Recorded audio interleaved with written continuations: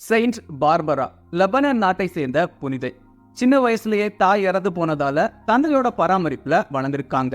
பாக்குறதுக்கு ரொம்ப அழகா இருந்ததால தந்தை இவங்கள தனி அறையில பூட்டி வச்சிருக்காரு. வெளியில இருந்து ஆசிரியர்களை அழைச்சிட்டு வந்து வீட்டிலேயே கல்வி கற்க ஏற்பாடு செஞ்சிருக்காரு பார்பராவோட தந்தை. கொஞ்ச நாளுக்கு பிறகு பார்பராவை வெளியுலக காண அனுமதிச்சிருக்காரு. பார்பரா வெளியுலகுக்கு வந்து புனித அரிஜனை சந்திச்சிருக்காங்க. அரிஜன் பார்பராவுக்கு ஏசு கிறிஸ்துவ பற்றி எடுத்து சொல்லியிருக்காரு. பார்பராவும் கிறிஸ்துவ நம்பி ஏற்றுக்கொள்ள ஆரம்பிச்சிருக்காங்க. இதை தெரிஞ்சுக்கிட்ட பார்பராவோட தந்தை பார்பராவுக்கு திருமணம் செஞ்சு வைக்க முடிவு செஞ்சிருக்காரு. ஆனா அதுக்கு பார்பரா ஒத்துக்கொள்ளவே இல்லை. இதனால பார்பராவோட தந்தை பார்பராவை ஆளுநர் மார்டினோஸ் கிட்ட ஒப்படைச்சிருக்காரு. ஆளுநர் பார்பராவை அவங்களோட தந்தைய வச்சு கொலை செய்ய உத்தரவிட்டிருக்காரு.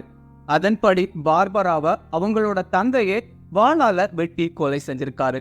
அநியாயமா பார்பரா கொல்லப்பட்டதால வானத்திலிருந்து மின்னல் ஒண்ணு தோன்றி பார்பராவோட தந்தையையும் உத்தரவிட்ட ஆளுநரையும் எரிச்சு கொண்டிருக்கு.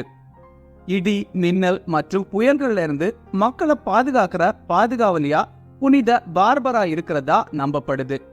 டிசம்பர் 4 செயின்ட் பார்பராவோட ஃபீஸ்ட் டே.